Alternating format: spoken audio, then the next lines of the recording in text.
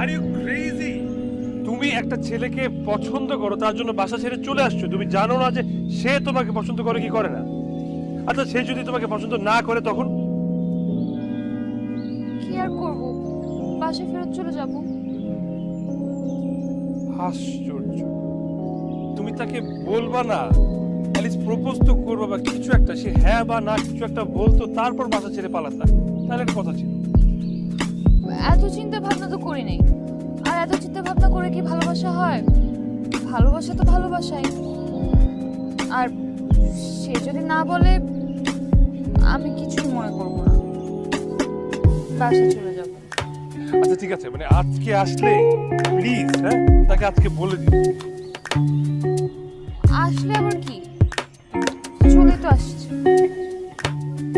তখন থেকে আসছে আসছে বলছো, কোথায়? আমি তো কাউকে দেখছি না। কে? আপনি